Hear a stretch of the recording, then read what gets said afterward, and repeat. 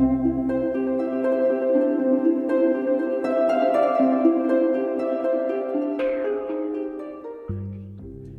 everyone, and welcome to episode 403 of the Juicebox Podcast. Today's show is with John. John is a teacher who travels the world teaching children, hiking trails, and just generally living an adventurous life with type 1 diabetes. Hey, don't forget that nothing you hear on the Juicebox Podcast should be considered advice, medical or otherwise. Please always consult a physician before making any changes to your healthcare plan or becoming bold with insulin.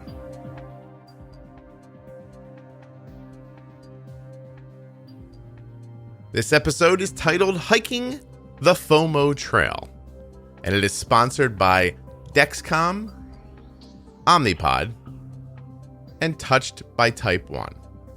You can go to dexcom.com/juicebox to find out more about the Dexcom G6 continuous glucose monitor. myomnipod.com/juicebox to get a free no obligation demo of the Omnipod tubeless insulin pump. And of course, touchedbytype1.org.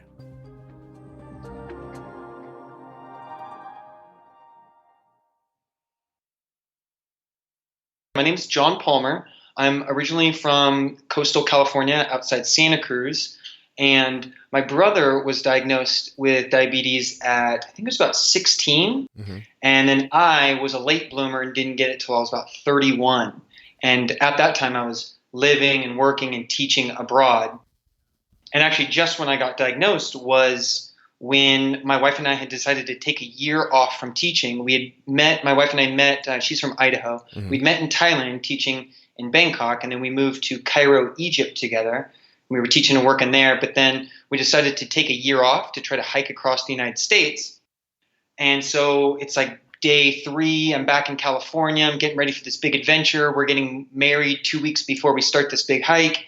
And then I go to this kind of routine oral glucose tolerance test that I had been kind of enrolled in with Stanford University. And they're like, hey, things are out of whack. You're not good right now.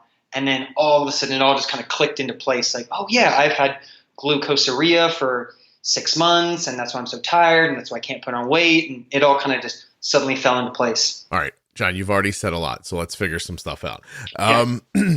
So you thought we'll get married and then go for a hike for a long time. Was that just to test the marriage out, just to make sure it was right? Right. It's one of those weeding out processes again. Just make sure she really wants to be married with you. If you can be stuck in a tent with somebody for couple thousand miles, then yeah, you're pretty sure that you guys are going to get along. I was going to say you'd probably either be married forever or divorced in 3 weeks, right? So right. Yeah, it's a good litmus test, that's for sure. Now, you were enrolled in a study at Stanford, I'm assuming because of your brother at that point? Yes, exactly. Yeah, so I was in TrialNet, which I think is one of the larger ones. And so I've been in TrialNet since I was early teenager, and then every 6 months or so I'd go to Stanford and they would just give me a big old cup full of sugar water and then just watch my pancreas slowly try to beat it down. And then I went in there that one time and they just came back with this look on their face. I was like, oh no, that's not the look you want from somebody. And then they showed me these huge numbers. I was like, oh man, so I'm part of the team now. Wow, that's amazing. Well, yeah, TrialNet has been on the show before. My son's done it. It's a very reputable and great way to track people who maybe don't have type 1 diabetes, but could one day. They'll test you now for markers. I think there's 5 markers that indicate whether or not you're more likely to get type 1 diabetes. Did you know that you had the markers? Right. So all of that information just really flew over my head when I was a kid because, I started so young. So I'm sure I had all of that data, when I was 13, but God knows what a 13-year-old's going to do with that information. I was worried about, Pokemon and the girl sitting across from me in history class. And so once I was, been in the study for 10 something years and found out that I was type 1, then we went back and looked at the data, and my wife, who, very responsible, she went and kind of analyzed a lot of it and found out I did have some of the markers. I did have some of the antibodies. So the writing was sort of on the wall if I was looking for it. Yeah. You just weren't really looking, I guess. I mean, at that age, it just makes a lot of sense. Hey, can I get you to mute your phone and take it off the table and take it off the tabletop? Yes. Thanks. Yes. I don't think the people listening care. It just, my brain jumps and then I have to start over again. Yeah, no, exactly, 100%. That ding alarm, you're like, oh man, do I have an email that I have to get back to suddenly? But I don't know. You might need that phone are you using a glucose monitor? No, actually, I am as low tech as you could get currently. I'm on MDI and just finger sticks, just real low tech currently. How old are you now? So I'm 32 as of now. So this diabetes thing is really new for you. Yeah. So I'm only a couple years into it. But when I got to that trial net and they told me, they're like, hey, your numbers are out of whack. And then suddenly I realized, I probably have been suffering from this for a little while. So yeah, I was definitely a late bloomer. Probably got it when I was 31, maybe 30. Is when my pancreas really started quitting on me. Yeah. And so do you have feelings about technology? Are you trying to avoid it? Are you thinking of doing it? Like, where are you at? No. So when I got diabetes, I was and started listening to, when I found out I was diabetic, I stayed at my brother's place and I spent probably like 7 days just reading every hospital, protocol procedures that they would use. Because at the time I was without a job, didn't have insurance, paying out of pocket, wasn't something super doable for like the more advanced technologies. But no, I'm listening to the benefits of technologies. I think that I would be remiss to not give them attempt. So as I've been in Costa Rica at my new job, my new school, new insurance, stable for the last 6 months or so, a few months ago, I started contacting my endocrinologists to put me in contact with the people that have pumps. And more specifically, I'm really looking forward to getting a continuous glucose monitor. Yeah. But the technologies in Costa Rica right now aren't where we would like them to be. And so I guess this is kind of time sensitive, but we're currently in the kind of COVID crisis. So it's a little more difficult to get the technologies that I would like. But in the future, yes, the next step is continuous glucose monitor for sure. I just wasn't, I don't have a judgment about it. There's plenty of people who manage really well without anything. It's, it's not a life I'm good at, but, there's plenty of people who tell me they are. I understand that. It's such a trade-off because you're just going to have to get the numbers that I would like to get. I just have to finger stick more often. I have to have a lower carb diet. I have to exercise at certain times at certain places. I have to do a little bit more to get the numbers that I want to because I'm lower tech. But no, that would definitely be a huge benefit to be able to have a pump and more specifically a CGM. Right. So I want to go back a little bit, and I just feel like I'd be remiss if I didn't ask if you're Mormon. No. Okay. Just because there have been so many Mormons on the show and they always are telling a story about going somewhere to teach or to help somebody. And I just thought, why don't I just get this out of the way and find out up front?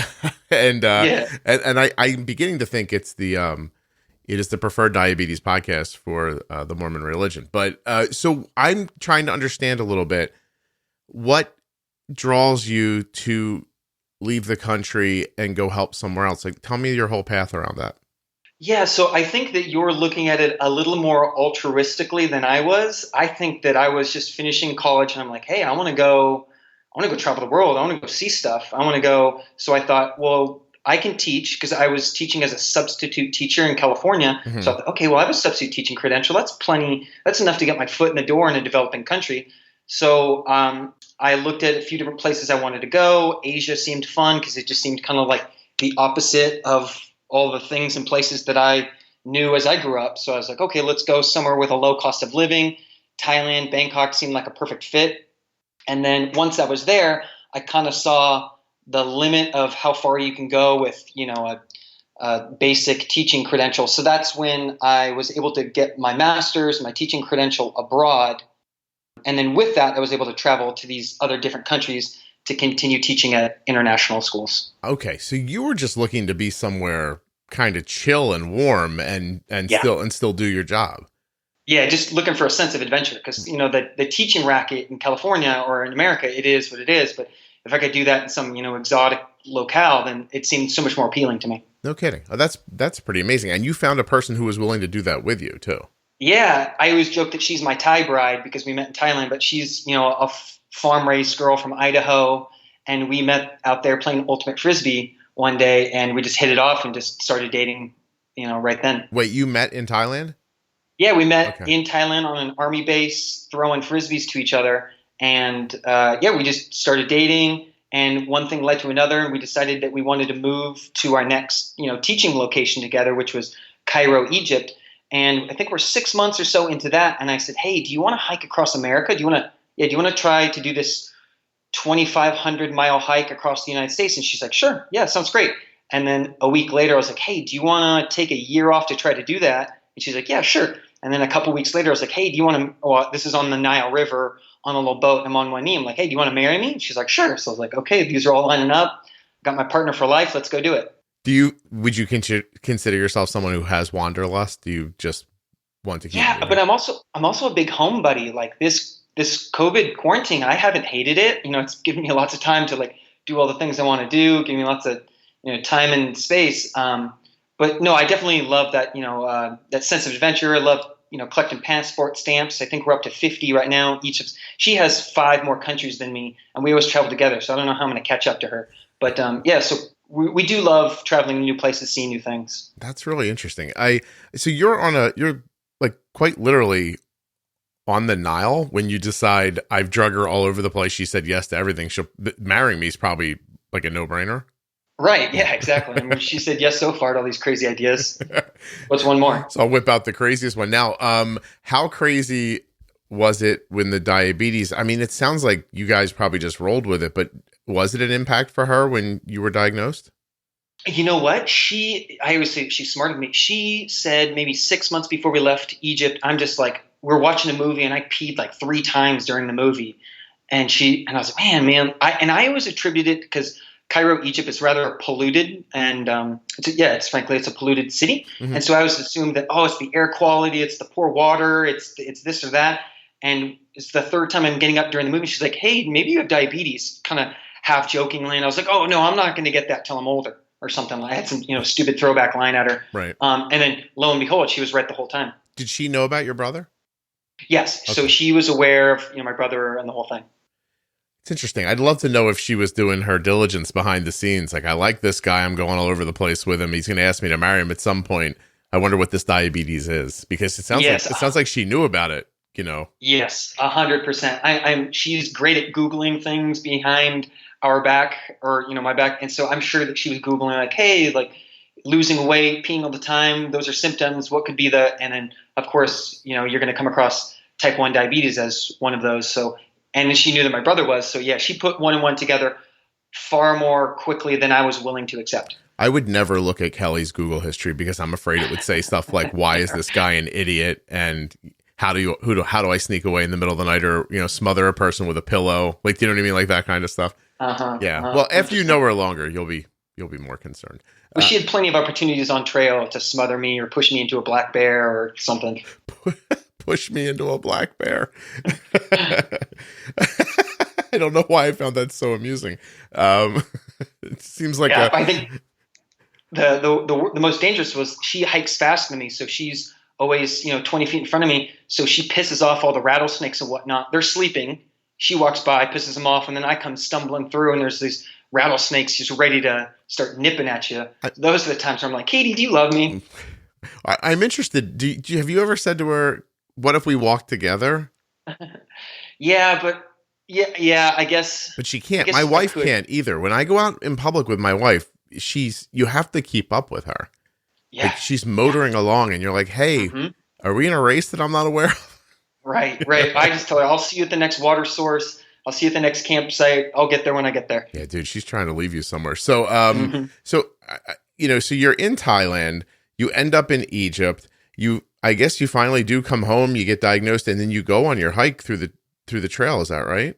Yeah. So they gave me a test kit right then, and I just started religiously checking my blood sugars, and I was hovering around 100, maybe 110. So I naively thought with diet, if I eat a ketogenic diet, if I keep it low carb, and I'm stay super hydrated, maybe I can keep these numbers at bay. I thought that maybe I was the 1% of 1% of type 1s that have these exigent circumstances that can allow them to do this, that, or the other. I was Googling stem cells, and I was looking for every avenue I could to do anything other than face the fact that I'm going to need to get on insulin and start doing things the right way. Yeah. Did you speak to your brother in that time frame? Oh yeah, religiously. I was constantly calling him like, hey, what's up with this? How does this work? And so it was, I think that if I didn't have a brother that was type 1 and I didn't know the ins and outs of type 1 diabetes, that I never would have gone on trail and tried to hike 1,000 miles with, a decreasingly functioning pancreas. Gotcha. Did he give you any advice in that time that you ignored, but you look back on now and think that was the right thing right there? Right. So he gave me some advice, but he honestly, since I become a type 1 diabetic, I've been really hounding him to read this article, read this book, go listen to these 3 podcasts, because I find that he got a lot of that don't die advice from hospitals. I talked to him. I was like, hey, what were your numbers when you were, 15? And he's like, oh, my endo said keep it at 130 and just go from there. So he got a lot of, again, that don't die advice that you get from a hospital protocol that's not really going to keep you at the numbers that you'd like to with control, but it's just to keep you out of the emergency room. Yeah. It's interesting because he got it at a different time, in history and at a different age.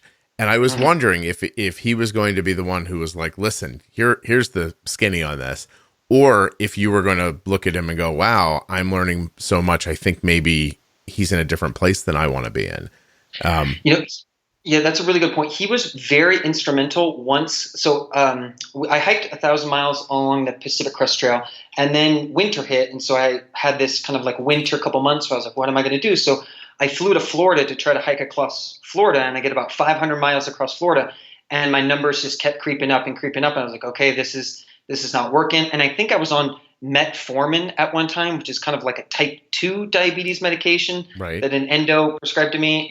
And that was working with decreasing effectiveness. So I thought, okay, well, this isn't working. So I called my brother, and he was living in Miami at the time, and I'm somewhere in Central Florida in the Everglades or what have you. And I said, hey, Michael, I need you to come pick me up. So he drove out there, picked me up, took me to his place. And I just remember that first unit of insulin when I, shut it up in my butt, I immediately just felt this wave of euphoria. This, like, my body was finally like, oh, this is what you've needed the whole time. What the hell is wrong with you? Why'd you wait this long on us? Yeah. And he was very instrumental in giving me proper advice for bolusing, pre-bolusing, and all the basics that you kind of need laid out in front of you. That's excellent. I wonder how many people have that story, because I hear it so frequently. I have type 1 diabetes, but I was diagnosed as an adult, and someone gave me metformin. Now, and were you given metformin because they thought you were type 2, or because I don't understand otherwise. Yeah, because I was showing them my numbers, and they're like, okay, well, you're not quite type 1 yet. You're type 1.5. So this might prolong it. Your pancreas might last another week, another month, another 6 months, a year, or what have you. So this might help kind of curb the tide. Yeah. Okay, so they were trying to move you through your honeymoon without insulin. Yes, exactly. Right. Okay. In retrospect, I was going to say, looking back. Yeah. Looking back, it's like putting duct tape on the Titanic. It was on the way down. It was like rearranging deck chairs on the Titanic. There's, it was on the way out. Yeah. And you should have been using insulin at that point, you think? 100%. In retrospect, as soon as I found out, I should have driven to Mexico or driven to Canada, loaded up on insulin, and then, tried to do what I was going to do. Right. Which is actually what we did, because we, in between that kind of winter, my wife and we met in Thailand again to kind of visit some friends. And I thought, well, Thailand's insulin is so cheap, let me just run by some pharmacies. And I was just getting it for a fraction of the price, essentially. Gotcha. John, are you stacking plastic cups while you're talking to me? What's good? No, I got a cute little kitten, and she's just going crazy. So I removed her toys, so it should be quiet. We've had a little quarantine kitty, which has been really fun, but noisy. You gave birth during this quarantine? Something like that. How did you get it? How did you get the kitten delivered to you? Airdrop? There's unfortunately just a million cats on Facebook that need adoptions. So we found a little cat that's mother died, and the owner was happy to deliver it on over. So yeah, we got a little cat. So is that kitten an indication that you're not going to be traveling the world anymore? No, we really want to try to travel the world as much as possible, but we do want to have kind of a home base, and we're We're actually hoping that's kind of going to be in a bit of an adventure cat. So she's a kitten right now, but we got a little halter and a little leash and stuff, and we're slowly taking her out to the parks and walking her around a little bit. Hopefully we're going to get her into a little cat that can hike trails with us. So the plan is that this kitten one day will be a cat who's sitting in a boat in Egypt when you say, "Hey, I think we should have a baby." And, yeah, exactly. That's the plan. That girl's going to get tired of you at some point, John. Yeah. At one point, she's going to say, "Enough is enough." John, do you have any ideas that involve you cutting the lawn on Saturday? Yeah, right. Yeah, how about you go fix the garage? No, that's so you really see you're a free spirit, John. Like I have to tell you, I like my dogs fine, but if I want to sleep past 7:30, I can't own a dog. It's that impactful, and I'm trying to imagine a world where I'd be like, I'm going to travel still. We'll take the pets with us. I think that's a special person that has that thought. And it's not, you're not thinking it through. You understand the impact of it, and you're up for it. Yeah, no, 100%. In fact, this cat to me is kind of just a little dry run for the diabetic dog that I really want to get. I want to get like a young, hungry mutt and do the best I can to train it to smell my blood sugar. And then I'll have, a super fun diabetic dog that can take hiking with me and like a cool animal for life. Have you heard my episode with the guy that yes. trained his dog himself? You did. Yes. 100%. So this podcast is ruining your life, John. No, but my real question here is, in your initial correspondence to me, you were telling me about the diagnosis and then right off onto the trail, and how the podcast was helping you back then. Can I ask how you found it? Oh yeah, it was tremendous. So I had exhausted I had read all of the hospital protocols that they have for people with type 1. And I listened to every TED talk, and I was like, okay, well, I'm a glutton for podcasts, so there has to be a diabetic podcast out there. And I listened to a few, and then I found Juicebox. I was like, okay, this one's resonating with me. This is kind of your easy come, easy go disposition was kind of in line with my temperament. So I was like, okay, this one can work. And then hearing the numbers and the technology and the lifestyle that people were using and living in, I was like, oh, this is super attainable. Like I can do the things I want to do while still being a type 1 diabetic and going everywhere I want to go and doing everything I want to do. I'm not going to let type 1 be the thing that I use as the excuse. Because I use plenty of other things as an excuse. I just don't want type 1 to be my excuse. Well, I don't want to make you so bold, John, that you're trying to travel the world with a caravan of puppies and kittens, though. Like you have to be a little reasonable. You understand, right? Yes. Yeah, 100%. And I think one of the things that I've been able to figure out along the way is, how to manage insulin and testing and all those things, moving from country to country, on a road trip, on a hiking trip, on planes, having to manage all of those things. It's just been trial by fire, essentially. So was the podcast more about attitude for you, or are you picking up management ideas too? Because you have no technology, so it's interesting. Yeah. So, the technology parts just made me envious. And, actually the way I kind of thought about it was like, I'm going to hit those same figures. I'm just going to do it with low tech. If that means I have to check my blood sugar 1 million times a day, then that's what I'm going to do, because I kind of demand of myself to hit these numbers, hit these quotas. So I'm hearing the numbers that people are able to get with a continuous glucose monitor and an Omnipod or a pump. And I thought, well, I should try to do the same thing, even if I'm low tech. So it took a lot more work and a lot more, it just took a lot more work. But, I was still I'm looking at my A1C numbers. When I was kind of untreated, I was at a 7, and then I brought it down to a 5.3, and now I've been at about a 6. The last couple were at a 6, and those are significantly higher than I would like. But I kind of dabbled in vegetarianism and veganism for a minute, but I found it to be super unsustainable just because it was so high carb. Okay. But I have been able to essentially hit some of those numbers I've been trying to. How much intensive time is spent getting that 5 or that 6 with the vegetables, or are you in a rhythm now? Now I'm a bit in a rhythm where I know, I think specifically for myself, it was be able to have some foods that I know what they're going to do. And then when I do miss the mark, I have a handful of, little tricks or tips that I use to kind of move my blood sugar the way that I need to. Mm-hmm. So there's always a yoga mat. I love cold showers. So I know I can move my blood sugar 10, 20 points at any point if I want to by taking a freezing cold shower or doing some jumping jacks or hopping on my bike or I love playing Frisbee. So my wife and I always go throw a Frisbee at the park. So I'm trying to do all of the other peripheral things to try to keep it in line if I can't do it with the tech that I have. Who told you about the cold shower? I've never heard that one. Oh, that one, I think it was just some kind of hippie guru thing. His name's Wim Hof. He's kind of just some like yogi cold water. It's kind of one of those heat shock proteins and cold shock proteins. I think there's a good bit of science backing those up. So I love taking super hot showers where I'm just sweating bullets the whole time, kind of like a sauna. If I had a sauna, I would do that. Mm-hmm. Or a cold shower can move it the same. Or I find that if, a couple downward dogs on a yoga mat can move what I need to move, in varying degrees. So I try to use all of those other kind of physical tools to move my blood sugar when I need to, because I'm not currently with the technology that I would like to have. That's interesting. I hadn't heard the cold side. I have heard quite a bit about sauna, dry heat, and that heat shock being good for you.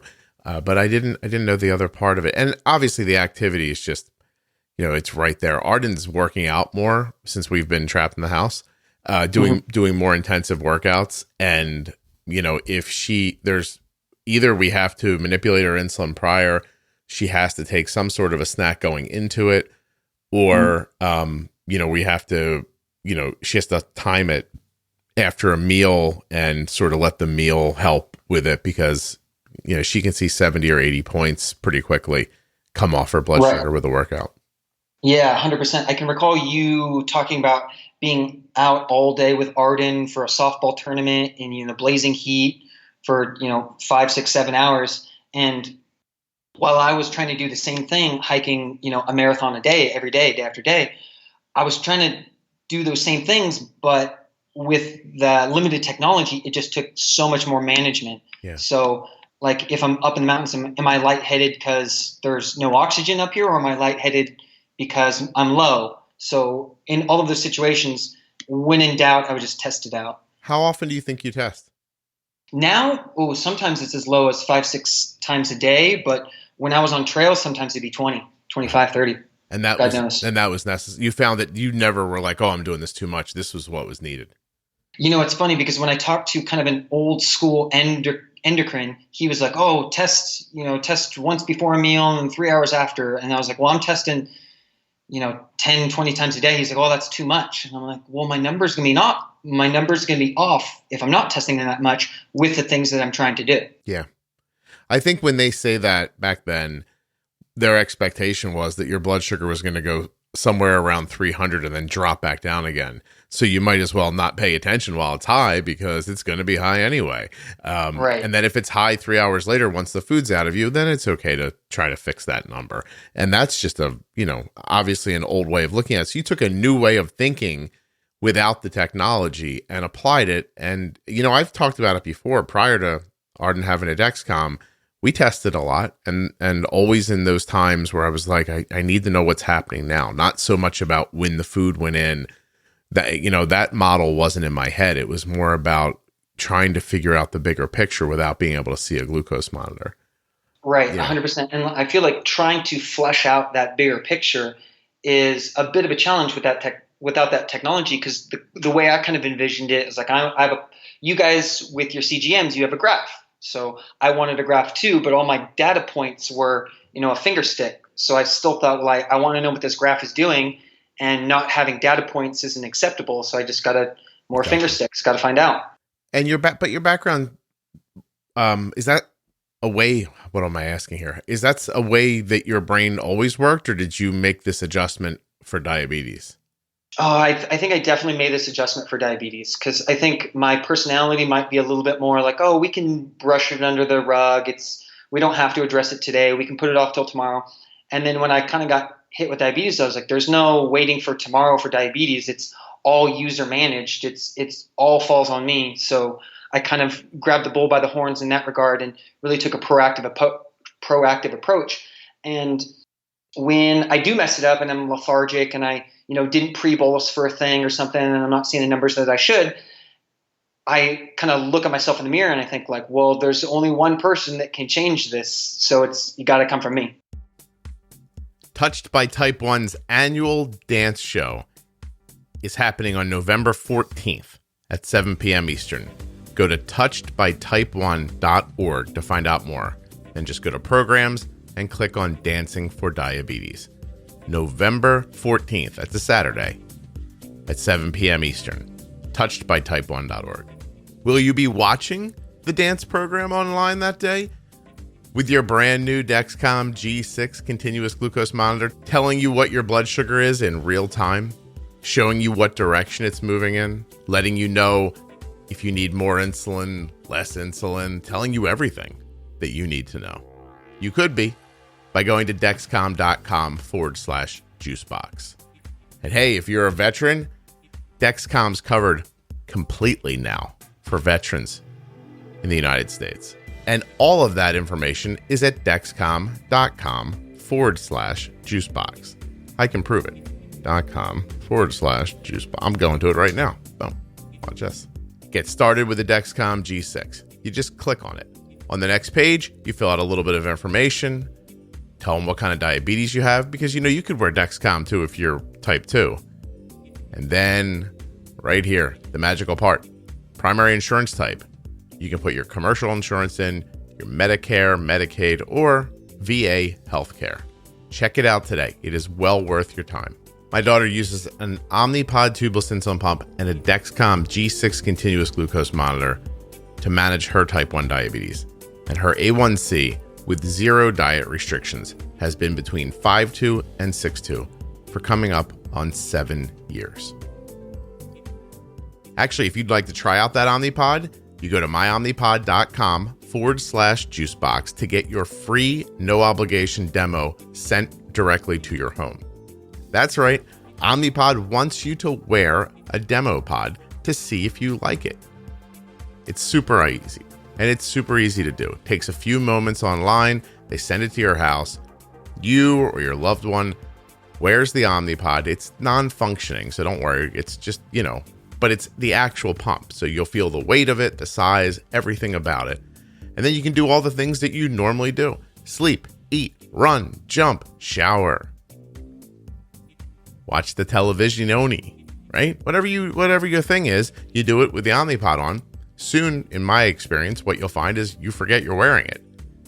And you realize, ooh, tubeless insulin pumping. You mean I could just get hungry, like a little peckish, for one cookie and wander into the kitchen and go, ooh, one cookie, 8 carbs. This is nice. And pull out the controller for the Omnipod, which, by the way, is not attached to it because it's completely tubeless, so you're not tethered to anything. And just say to it, 8 carbs, button, and then insulin just boop, boop, boop, goes in. It doesn't make the boop, boop, boop sound. That was me. And goes right in, and next thing you know, you're hitting on your cookie. It took no time. You didn't have to inject. You're not connected to a bunch of tubing. You live your life just like you always would. It's amazing. My daughter's been using an Omnipod since she was 4 years old. She is 16 now, and she's worn one every day. myomnipod.com/juicebox. Get your free no obligation demo sent directly to your house. Dexcom.com/juicebox. Touchedbytype1.org. Links are in the show notes. Links are at juiceboxpodcast.com. Head out there and upgrade your deal.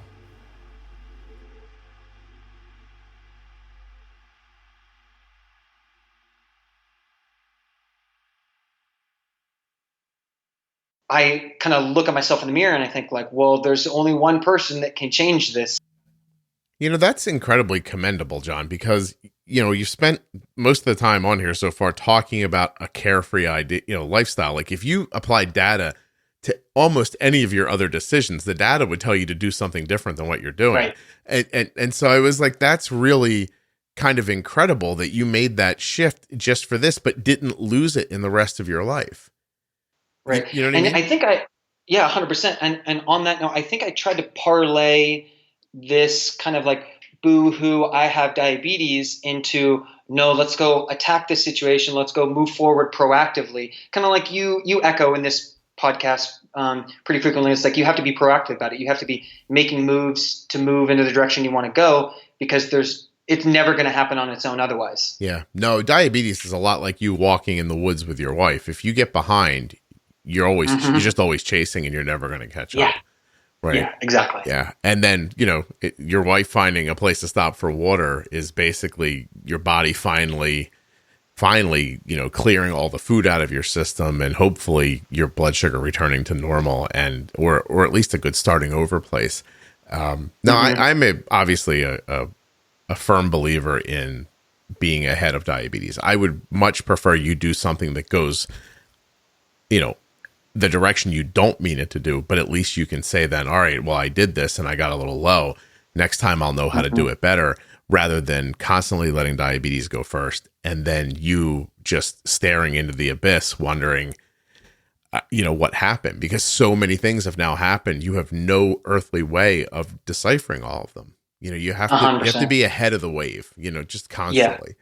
Yeah, definitely. I feel like that proactive, kind of not aggressive approach, but kind of like the progressive approach, I think, is really beneficial for diabetes. And on that note, I also try to kind of use diabetes as the reason or the justification to go that little bit extra. To like this morning, I went for a bike ride. I bought a bike off Craigslist a couple of days ago, because I just want to be able to get out in the city and kind of move around in the hills. And I thought, okay, well, I'm tired. I should go home. But I saw a church up the hill. I was like, well, you have diabetes. You should probably go bike up to that church and get a little bit more exercise, because it won't kill you. Nice. And that was your push. You're just, I need this exercise for my overall health, specifically because I have type 1. It's a bonus otherwise.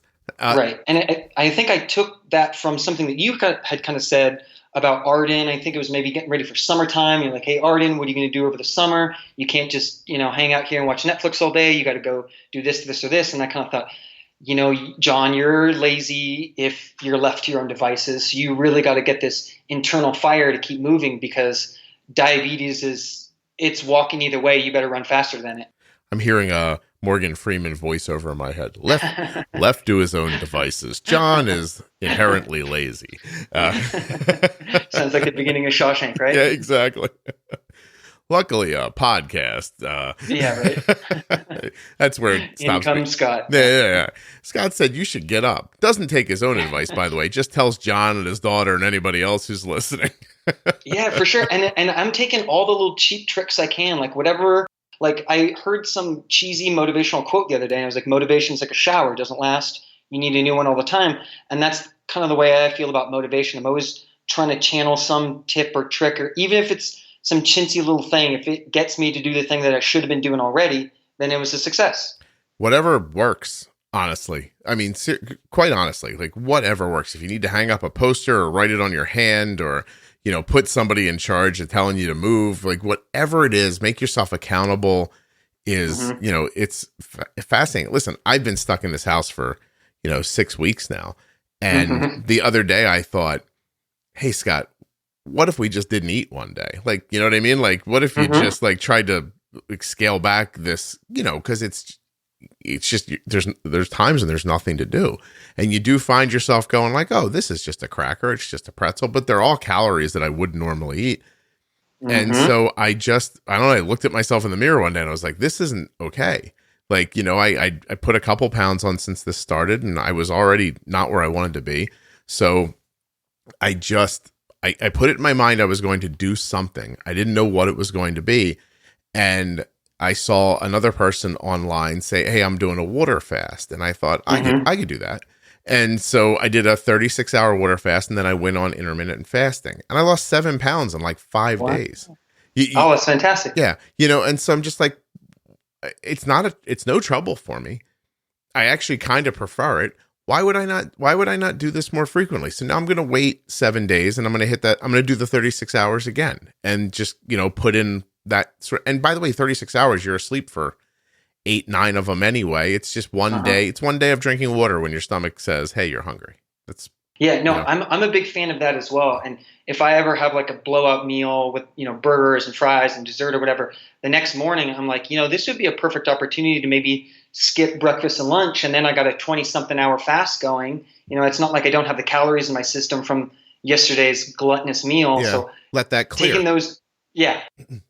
I think sometimes psychologically and maybe subconsciously and maybe not so much, you have that sort of like, I don't know what to call it, but like you feel like, oh, I've already messed up. I might as well double down.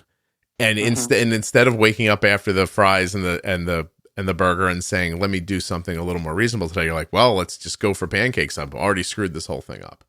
Right. There's leftover dessert. Let's eat that for breakfast. Yeah, right. And before you know it, you're eating cold pizza off of the counter. In your underwear, standing over the sink. When 9 hours prior, you were literally mumbling to yourself, "Why did I eat all of that pizza?" Yeah, exactly. And so I found that like I get, especially early in my kind of diabetes, I got really envious. I got really jealous, and maybe even resentful of people just eating carb laden things all around me. I'm like, man, I can't do that. I'm so jealous. And then I realized, well, I could have a bite of it. Yeah, I can't have, 5 slices of pizza without, dealing with my blood sugar for the rest of the day, especially without tech. But, I can have a bite. I can have a nibble. I can, there's little things that I can do where I feel almost sated enough without having to blow my blood sugar up. I have a question. Were you a 5 slices of pizza person prior to diabetes? No, probably not. So isn't that interesting? Then just it really is very reminiscent of the the kind of sheltering in place we're doing right now. There's people who never leave their house for years. They don't care about it. Then suddenly someone tells them they can't leave their house, and they're like, "This is bull. I need my freedom. I want to go outside. You never went outside before. What do you even care?" But you see people eating food that all of a sudden you think, I'm not, quote unquote, allowed to have that, which isn't true to begin with. And I could bolus you through 5 slices of pizza if you want to try it sometimes. But the bigger point is that you didn't want the 5 slices of pizza. You just didn't want to be told you couldn't have them. Yeah, exactly. And it's like that kind of fear of missing out. Like everybody's just eating away carelessly, and I have to do all of these things. Boo-hoo, poor me. And then again, trying to channel that into okay, well, how can I use this for like a positive motivating force rather than a boo-hoo, poor me? And again, like I'm very envious and jealous of the people with a good hold of their technology where I know what 4 or 5 slices are going to do, so I can have 5 or 6 because it's not that far off from, a few. I'm sorry to cut you off. It's a very important point to make here that you didn't want the 5 slices until someone told you didn't want them. And how often is that happening to people? How often are they like, oh, I've got this type 1 diabetes now. Look how it's ruined my life. I can't eat an entire lemon meringue pie. Have you ever done that? Did you ever once in your life think, you know what I'm going to do today? Lemon meringue pie, whole thing, 9-inch pie crust. No one's ever thought that before. You've never thought that before. And you can't let yourself be kind of pushed around that way by your thoughts, because your thoughts often, they're often fighting against you a little bit. You don't realize it all the time. It was really interesting when you said that. So I appreciate you bringing that up. Yeah. It's that kind of classic FOMO, fear of missing out. Yeah. Right. If I was younger, I would have said FOMO, but I'd have to Google that to be sure that it was what I meant. And because there'd be part of me that would think that was an 80s like grunge band or something, or 90s grunge band or something. Even I forgot that grunge was in the 90s just now. I've crested that age where I can just whip out FOMO on my own, Yeah. Somebody texted me something the other day. It was one of those like 4-letter acronyms. And I thought, let me just Google that before I respond to make sure I'm responding properly. Right. And that's one of the beauties of teaching middle schoolers. I teach middle school history. And so I'm always up on the latest okay boomer or whatever little saying, that's coming around. Well, digs out there. You're old to them. Where are you teaching right now? So now I'm in the capital city of Costa Rica, San Jose. Do you speak Spanish? Un poco. So I spoke very little Arabic and pretty decent Thai.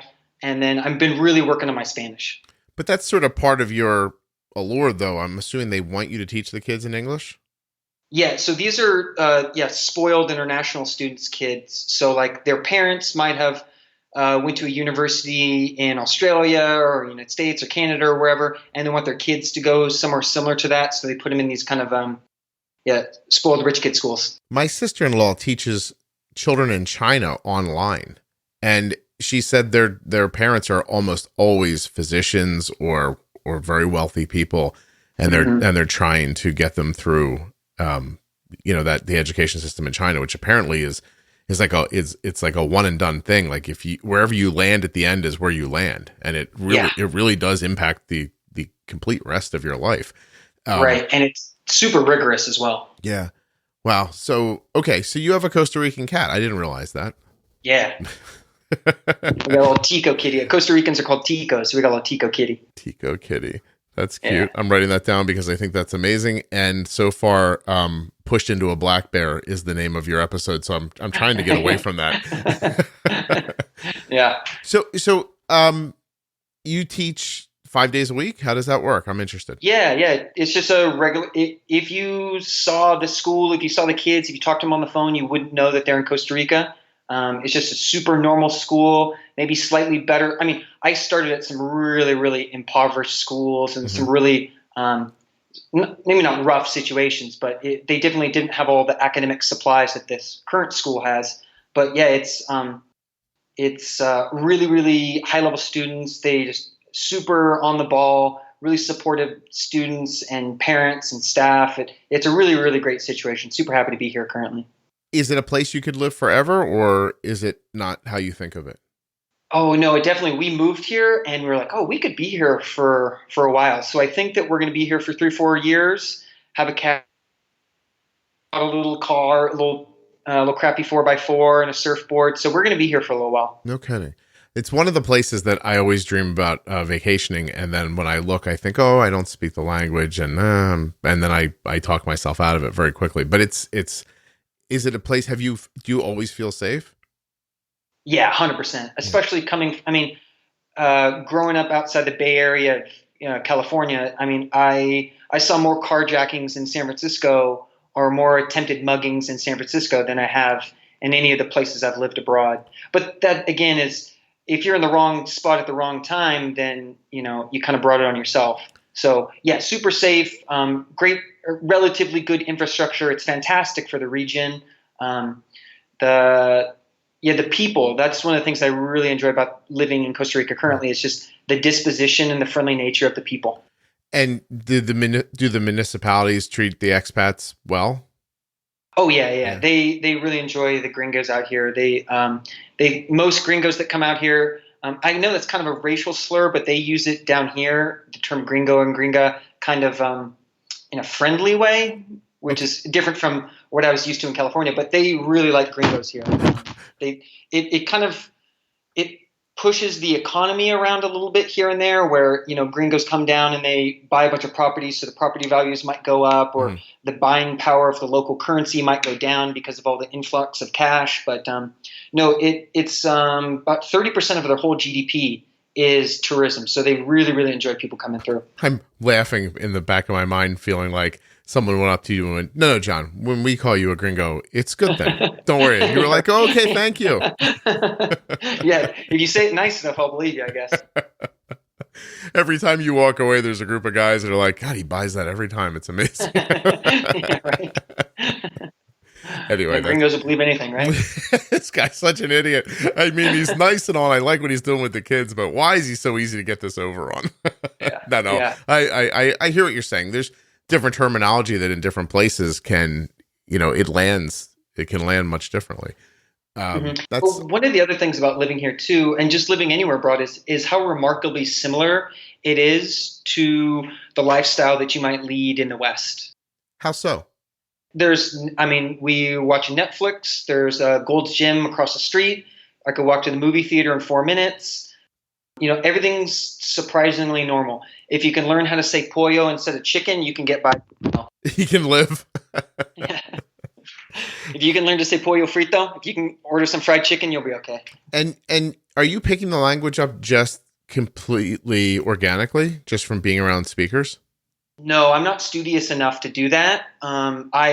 or maybe no, I'm not immersed enough to do that because my home life is all English because my wife and I, well, we pepper each other in Spanish, but we're not having long, intricate conversations in Spanish. Mm-hmm. And then my students all speak perfect English, and my academic studies and the things I teach are all in English. All my meetings, all my administration, all my colleagues are all Western. So I do take the school does a really good job of supplying a 1 or 2 hour language class once a week.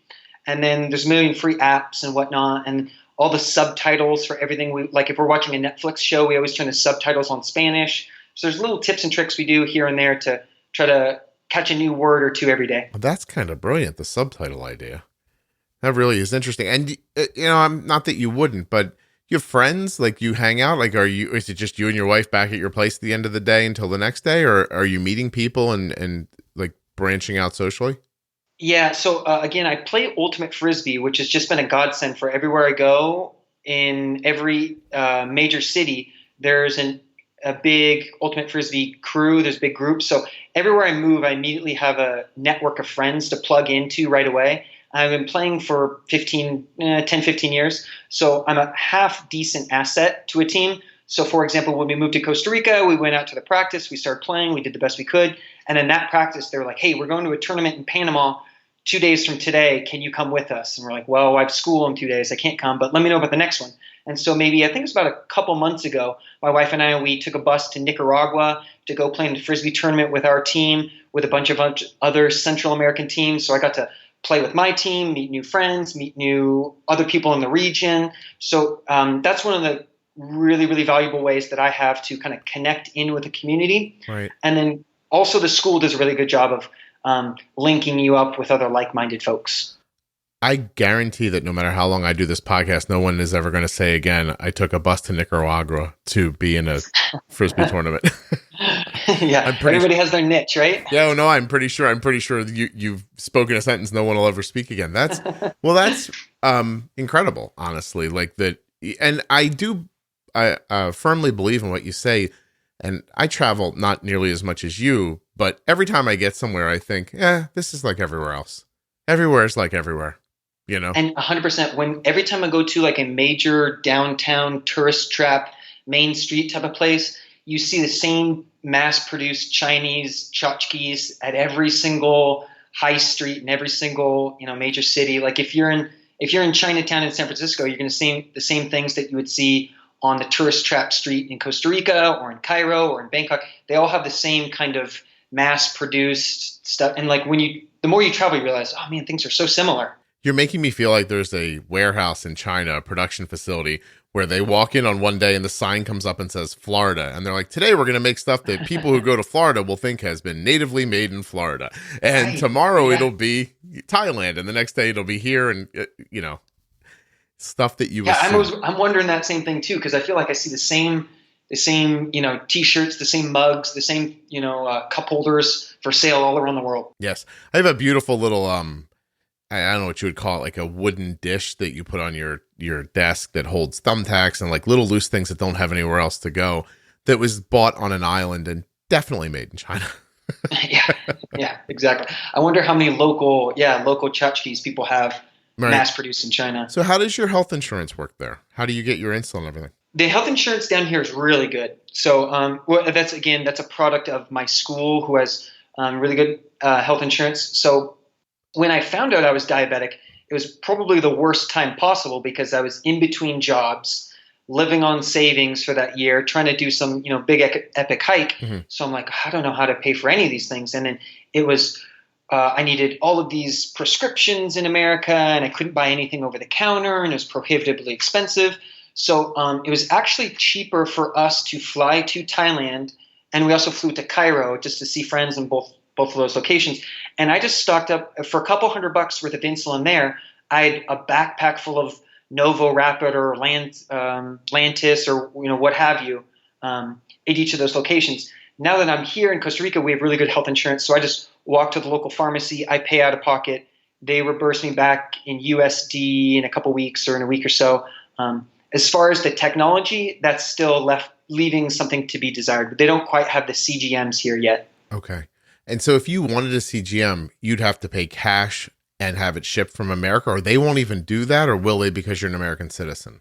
So they have a I think Medtronic. That's the big brand, right? Medtronic. Medtronic has the 670G and the I can't think of their CGM name at the moment. And then there's Dexcom, which is the one Arden uses, and then Libre, which is not a continuous monitor, but is one of those ones that you can scan the thing and get the number without testing.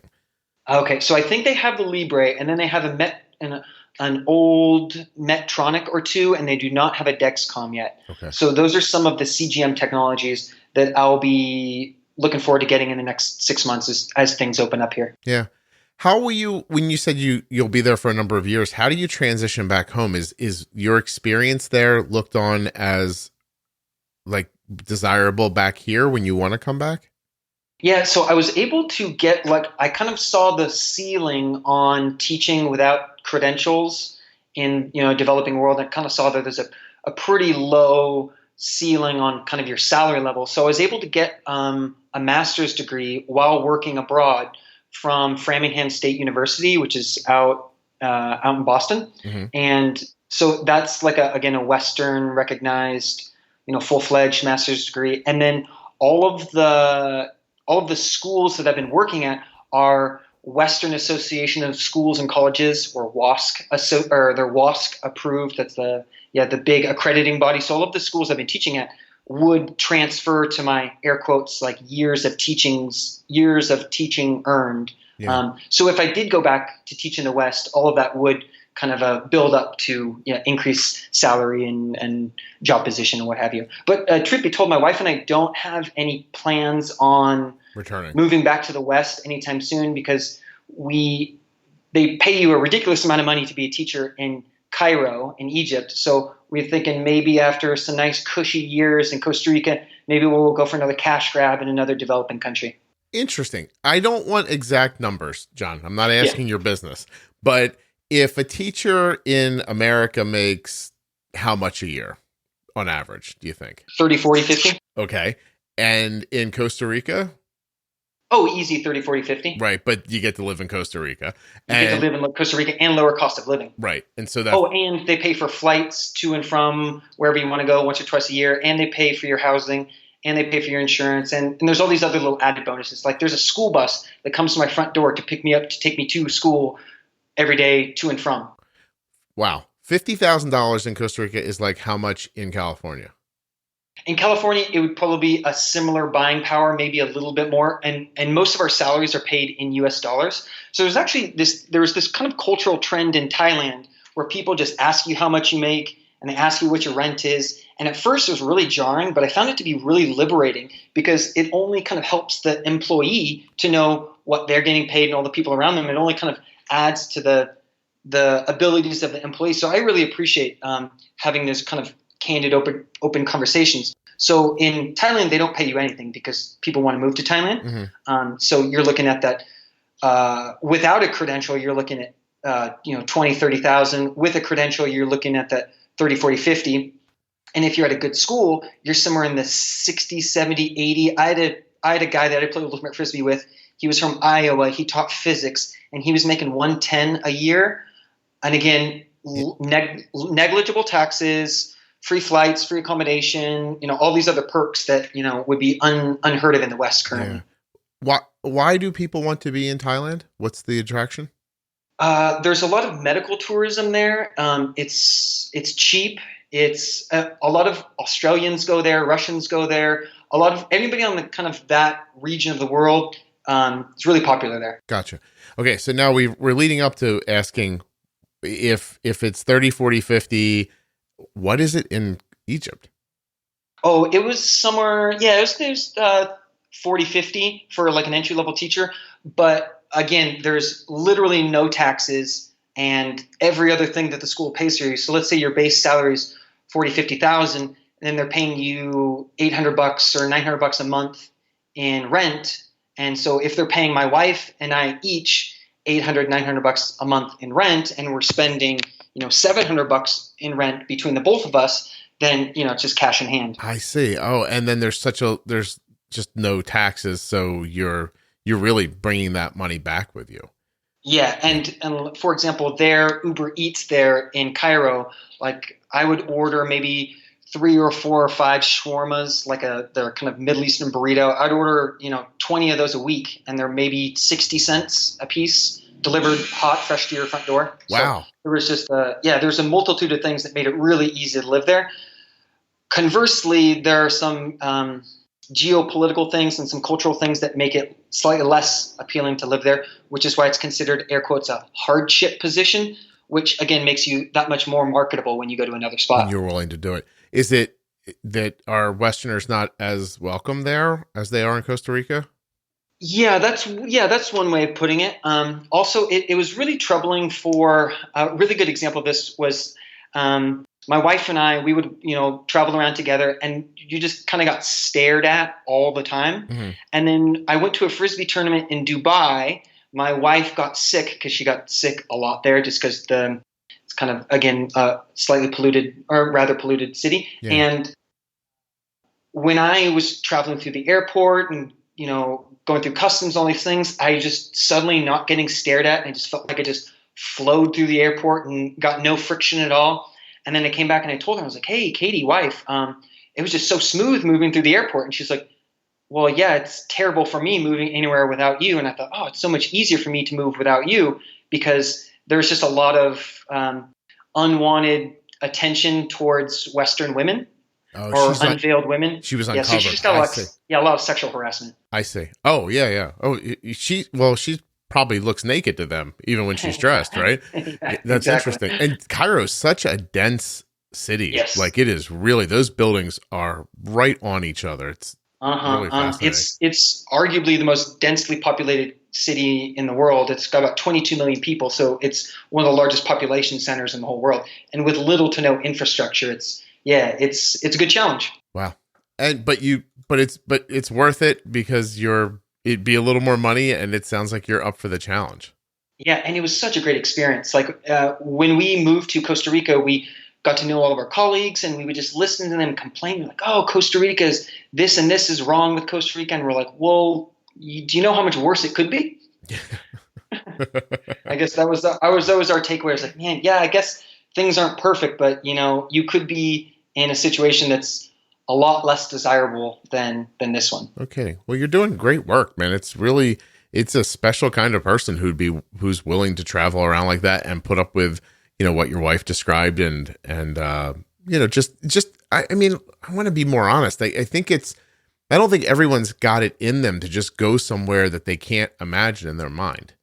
You know what I mean? Like, getting there initially, there's so many fears. Like, I had a question that was based on fear earlier that I didn't ask you. And I thought I was going to ask you, if you had a medical condition, would you want to come home? But that's just my, probably baseless feeling that things are just better in America. Right. And there are so many things that are, air quotes, better in America. There are a lot of things that you can get an equivalent version of. So, for example, while playing Ultimate Frisbee again, I blew up my ACL just before, I think it was like a month before we moved from Bangkok, Thailand to Cairo, Egypt. So I'm completely hobbled up. My wife has to move all of our stuff from one apartment to another and pack it all up to move to Cairo. And meanwhile, I'm getting an ACL surgery, and I was kind of worried, like, do I go back home to do it? Do I get it done here? And so I started looking into the type of medical treatment I could get in Thailand for a significant operation like that. And I found a doctor that does nothing but ACL surgeries. He worked for the Thai national soccer team.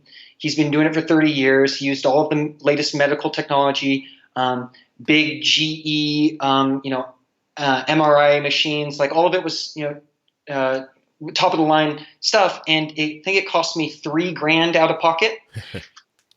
Yeah. All I can imagine while you're telling that story is your wife packing up that apartment and thinking, this guy's a real treat, I'll tell you. Yeah, right. Just wait till I ask her to hike across America with me. That's great. Well, I mean, Listen, I'm sure there are things that are, I don't think the word is better, but you're accustomed to it. There are things here that people here are accustomed to. It would feel different going somewhere else. It's a special person who can just make that leap and be accepting like that. Do you have, we're at an hour and I can't keep you much longer, but do you have any perspective on why that is? Did you grow up with like hippie parents, or like, where did you get that feeling from? I think a lot of it came down to reading a few books, and then also being kind of immersed in situations that I wouldn't have desired them to be like that. So I think a good example of this was like 2 weeks into Cairo. We're driving 90 minutes across the city, and the driver, I'm in the back seat, the Uber driver didn't buckle in his seatbelt. So his car had this automated ding, ding, ding, and it would go off every 10 seconds for a 90-minute car ride. Mm-hmm. And instead of asking him to buckle in his seatbelt or do something that, he wasn't clearly wanting to do, he was happy to live with that thing. I thought, okay, well, I can try to change the situation to make it the way I want to, or just accept it and try to enjoy it the best I can. So I found that to be a really good meditative practice to try to just enjoy the situation I'm in, regardless of the circumstances. Right. And if there's circumstances that if I need to change them, then be proactive about changing them. But if there's something that you're not willing or able to change, then just accept it for what it is. Because the driver's not bothered by the dinging, so there's obviously a way to be zen about it, right? Right. What is it about you that? Listen, I'm going to first of all tell you, I would vote for I don't want it to ding, but if yes. if it's going to, then there must be a way to talk yourself into not wanting to be upset by it, I guess. Mm-hmm. And maybe that is the same thing for the travel, just the idea that this is going to be different, but I don't have to react to that feeling I have inside, like, oh, this is different than what I'm expecting. It makes it wrong. Right. And bringing that full circle back to diabetes, back to type 1, it's not the situation that many of us would have chosen or any of us would have chosen, but you still have to deal with the situation as it lays right now. And having kind of a positive and proactive approach can at least give you the feeling that things are okay. Yeah. And at some point, I would tell you that after enough time, I don't want to overuse something people say all the time, a new normal, but it really does become, you're accustomed to it. And then it shouldn't, I think of pump site changes as an example of this that you wouldn't know about yet, but they happen regularly on some sort of a, every few days, like, situation for you. You're on a schedule. And it, in the beginning, I know at least for me, and I've seen it for Arden, you do get that feeling like, oh, here it comes. Like it's that thing I have to do again. But really, it isn't much different than what we were talking about before, right? And so at some point, you just give yourself over to the idea that this happens on this schedule. And if I expect it and I tell myself it's not a ding, ding, ding, it's what it is, and I'm not bothered by it anymore. I haven't had that feeling in years, but in the beginning I did. And it was that feeling of, I don't want this to be happening versus this is happening and I don't see it as bad. So, yeah, 100%. Oh, John, I really appreciate you doing this and for reaching out. And I mean, it's a magnificent story. I'm really appreciative that I could just give back in some small way to kind of the resource that had given me so much when I really needed it. So I was, happy to touch base with you. I appreciate that. I also, if 4 years from now you've been using for a pump and a glucose monitor for a while, come tell me. I'd love to have you back on again. That'd make an interesting full circle. Yeah, I'll call you back from the next country. Yeah, wherever. Don't even guess where it could be. Could be anywhere. Yeah, we'll leave it up to be decided. All right, listen, that cat's gonna kill you in your sleep one day, just so you know. Probably. They say the only difference between house cats and lions is that the house cat knows it can't overpower you. If it could, it would come for you. Yeah, a little mini lion. Yeah, 100%. If it felt like it could get you, it would take a shot, John. Just so you know. Right.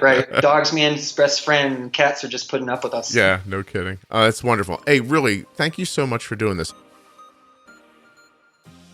And thanks so much to Dexcom, Omnipod, and Touched by Type 1 for sponsoring this episode of the Juicebox Podcast. Don't forget, that Dancing for Diabetes program for Touched by Type 1 is coming up soon. Go to touchedbytype1.org, go to programs, click on Dancing for Diabetes. You'll see it right there. Check it out. And of course, to get that free, no obligation demo of the Omnipod tubeless insulin pump, you go to myomnipod.com/juicebox. Then head right over to dexcom.com/juicebox to learn more and get started with the Dexcom G6 continuous glucose monitor. Hey everyone, it's Scott. As 2020 starts to wind down here, I just wanted to say thank you. The podcast, I'm looking now at the statistics for the podcast, and I'm realizing that since 2018, there's only been 3 months that didn't do better than the month previous to it. And when that happens, it only happens by like 1% or 2%. It's absolutely fascinating to watch the growth of the show. And that's completely because you all share the podcast with other people. And so I wanted to tell you what that does when you tell someone else about the show and it grows and other people find it. This is from the private Facebook group for the podcast. It's called Juicebox Podcast Type 1 Diabetes. I was referred to the podcast by a mutual T1D. My son was diagnosed 2 years ago in August at the age of 8. He is now 10, and in my opinion, has made leaps and bounds in managing and administering his own MDIs within 2 weeks of diagnosis. Don't get me wrong, there's been some very hard and struggling times, but after listening to several of these podcasts as a parent of a type 1, I paused and thought, this is exactly what I needed to hear. We are not the only ones. The other people are doing the same things we are, day in and day out. So please keep up the great work and the show. An adult comes in and says that not only are they a nurse and thought they were going to be great at managing their type 1 diabetes, but it turns out that, that's not how that worked. My BG levels are all over the place with extreme highs and unexpected lows. Simple things like doing yard work and walking around a mall caused me to come crashing down. But thankfully, I found the Juicebox podcast through another Facebook site, and it has opened my eyes to a new way of managing my diabetes. I have been so afraid of being bold with insulin because I live alone and I work in a fast-paced environment. I'm constantly worried about going low at night or having a seizure, so I live on the high side. This podcast has taught me so much and has given me the tools and the confidence to try to keep my BG in a tighter range. Thank you to all of the Juicebox podcast followers for your knowledge and kindness. These messages come through Facebook. I get them on Instagram. They come as podcast reviews, mostly on Apple Podcast. Here's one from that. The type 1 community is somewhat small, and when you're newly diagnosed, there just aren't a lot of people you can talk to and learn from. I found this podcast early on, and I couldn't be more thankful for it. I know we wouldn't be doing so well just 3 months into diagnosis had I not decided to listen. So it doesn't matter how you share, if it's in person, on Facebook, Instagram, some other way. As long as you're telling other people about your experience, they have an opportunity to have the same experience. And then the show grows and it reaches more and more people. The more people it reaches, the more people are able to support the sponsors. Then the sponsors want to continue to support the show. And then you continue to get more show. It all is just one big ecosystem. And I guess it's one little ecosystem, honestly. But it's the right kind of ecosystem, the kind that helps. So I really appreciate all of your support, that you listen so fervently, and that you're sharing the show with other people. It's incredibly touching. I wish you guys could all get these messages. They're heartwarming. No kidding that these messages, seeing people's happiness, health, getting a text from Jenny yesterday about, she's like, I want to do more to help people. That kind of stuff, it fills my heart. It's great for my soul. And I hope you are having a similar experience with it.